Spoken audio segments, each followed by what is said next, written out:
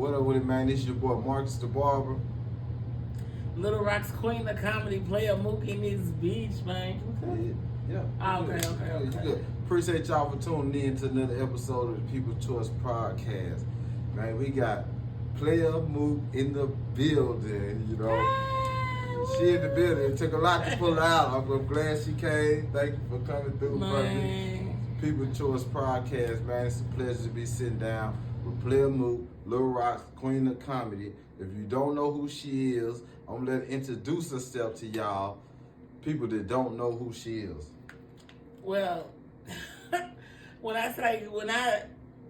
say like I'm one of the OGs in comedy, in Little Rock comedy. I just say that.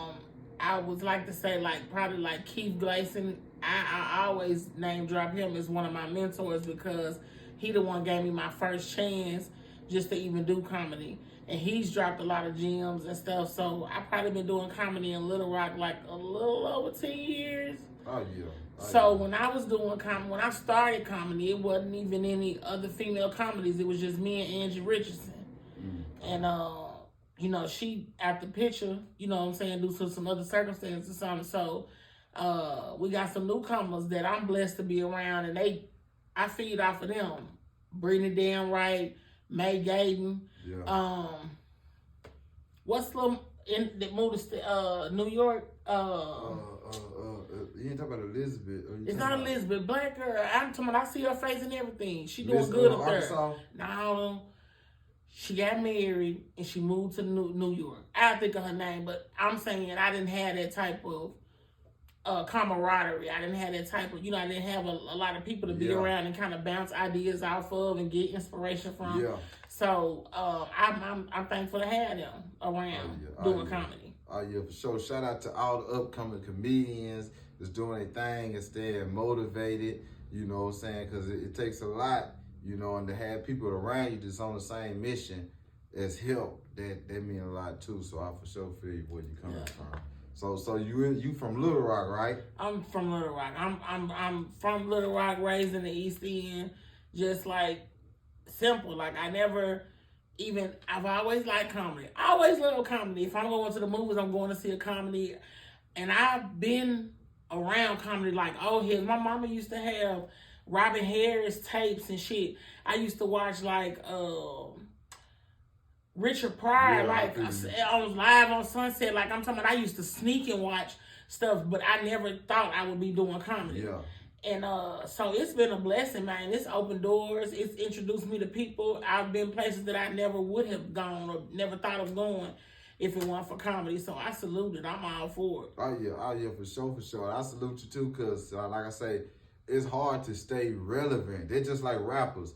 The older rappers, compared to the new ones, it's hard for a lot of them to stay relevant in today. So it's the same thing with a comedian. Like, so for sure, they salute you staying relevant in today's game, you know what I'm saying, even though you started back then, like. Right. So I see you been going, like, doing a lot of hosting jobs lately. Yeah, I've been thankful to even still be considered. I do a lot of background stuff, like, not a background stuff, but I say like behind the scenes stuff. Yeah. For whatever reason, my name was dropped all summer long. I did so many birthday parties. That was like 50 and 60 and 65, 75. All that. I still thank you. Anything that's going to generate some income and you able to just get up there and do what you love, I'm all for it. So I host Twi every Thursday. If you guys are familiar with Happy Hour. Yeah, we do that on Thursdays. It ain't Thursday. Nah, they probably call it the whole Thursday. Okay. Yeah. But not that just particular. It's just Twi Happy Hour. I've been doing it going on close to like 2 years every Thursday. Oh yeah. And we hosted Funny Money, baby. You know I'm back. You know what I'm saying? Oh yeah, for sure. So tell us about. So we said that. Tell us about the Funny Money comedy show. Like I say, I know people don't know. Playa Mook been the host for 5 years. We're going 5 years. It's been 5 years now. Okay. And we have had no other host other than Playa Mook. So it's only right that I get her to tell them about this Funny Money comedy show. Well, first, it's an honor. I definitely got to give props to Marcus because I didn't know who Marcus was. I'm pretty sure he didn't really know who I was. I know back then, 5 years ago, I probably was way hotter than what I am now. I done kind of, shit, I'm really old. You know what I'm saying? I know people be thinking because I still be in the mix. I'm really, you know what I'm saying, auntie for real on some real shit. But he approached me about funny money, and it was just a good idea.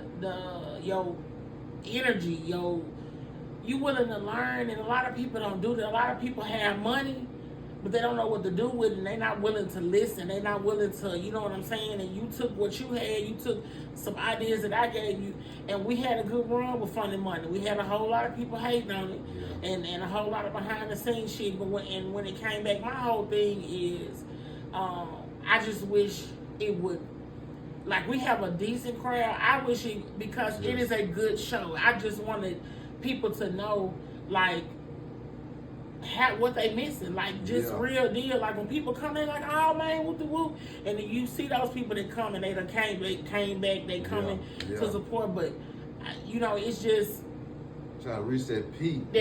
You got in that peak, and like I say, it's a constant grind. You know what I'm saying? So that's for sure the goal for 2023. For all the people out there, we need y'all to help us reach this peak.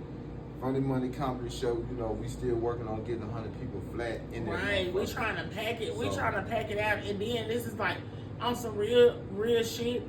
It ain't no ghetto ass shit. We decent about our time. You're not sitting in there for no hour 30 minutes waiting for the show to start. Like, on some real shit. It's in and out. We out by 10 o'clock. We're not busting your heads at the door. You sitting back. You in a smoke-friendly environment. You know what I'm saying? You can order drinks. You can order food. It's just some real laid-back shit. And come out with your gal, your side chick, whoever you with. And come out and have some laughs. We done had some damn good nights at Funny Money. Real shit. Good nights, good times, man. We're going to continue to have them, you know what I'm saying? So, for sure, y'all come to the Funny Money Comedy Show. You're going to see Playa, Mook, this the host, and I might just be running around going crazy. Oh, now when this nigga clean, he gonna co-host. You best believe that. When this nigga super clean, he the co-host for the night. You know what I'm saying? I get up there every day. This show, we got D-Dirt. We got D-Dirt back. We got a mega show lined up, and we actually got 8 comedians this show. The winner take the whole 250. Ain't no second place, no third place. It's only first place. So we did that switch to make them a little bit more hungrier for their prize and to know that we right here really trying to make it. Let me tell you something. Let me drop this little gem. It's crowd participation. Crowd participation, man. That's the first thing. That's the easiest. It's not even about who's the funniest. But you need some material. Don't get up there. A lot of y'all are some Facebook comedians. Y'all with some clown comedians, classroom comedians, and you know what I'm saying? Motherfucker telling you funny and shit, and y'all just think it's cool. You can just get up there and tell her. When you can't just, it don't work in every situation, I'm going to say. I'm not going to say it don't work, but it doesn't work every time. So it does, it feels good to see the growth with the show. It feels good to see the growth with the different comedians who actually come up there and do a set, know that there's money on the line. I don't know nobody who don't need $250. $250 Like, first you were doing first, second, and third. Now it's want to take all.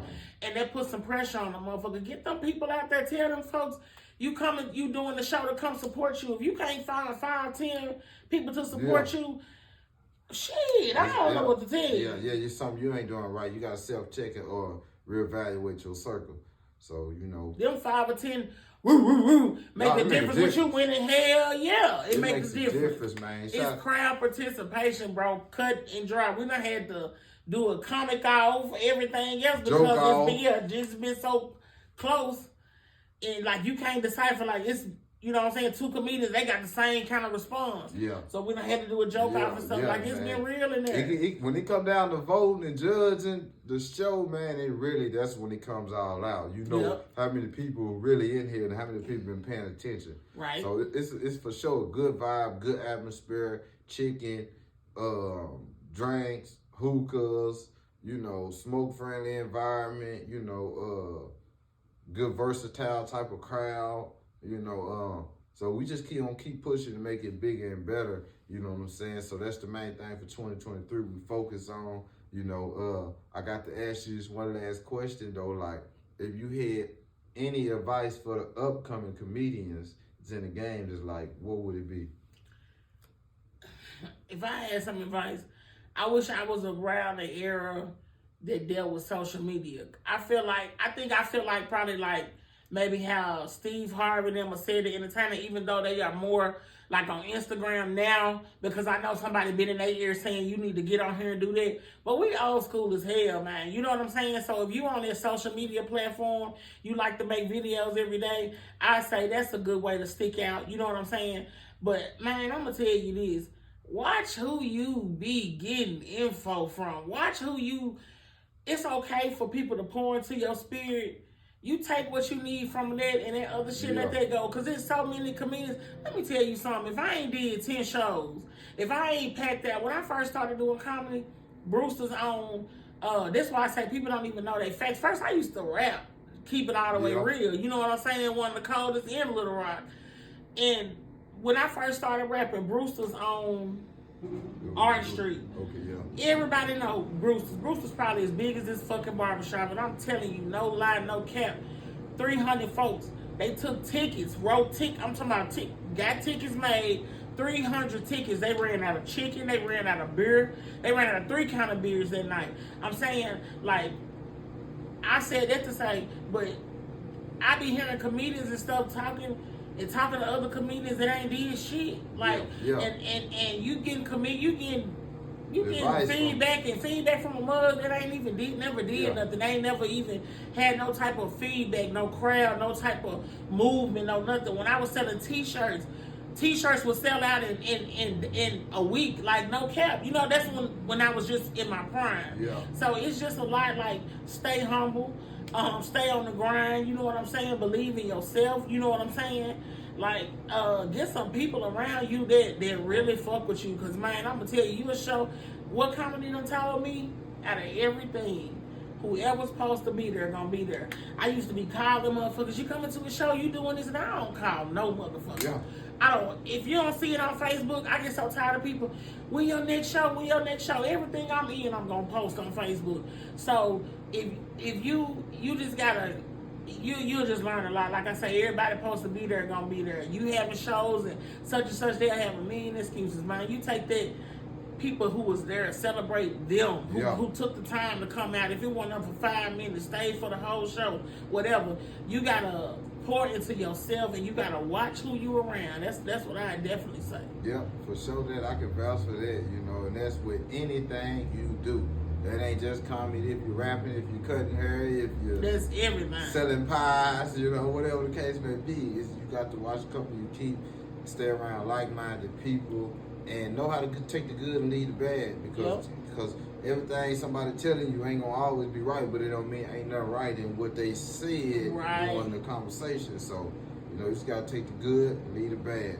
You know what I'm saying? So, man, shout out to this interview, this exclusive interview with Playa Mook. We in the building, man. Appreciate y'all for tuning in to another episode of the People's Choice Podcast. Little Rock's queen of comedy, Playa Mook in the bitch with my boy TK. Marcus the Barber. Yes, sir, man. Funny Money, January the 18th, man. Pull up at Mansion, man. At the Mansion on Roosevelt. 3315 West Roosevelt. Club Mansion, Funny Money Comedy Show, January the 18th. It's on Wednesday night. Yep. Doors open at 7. Show start at 8. We'll have you home by 10:30, man. Wednesday vibes.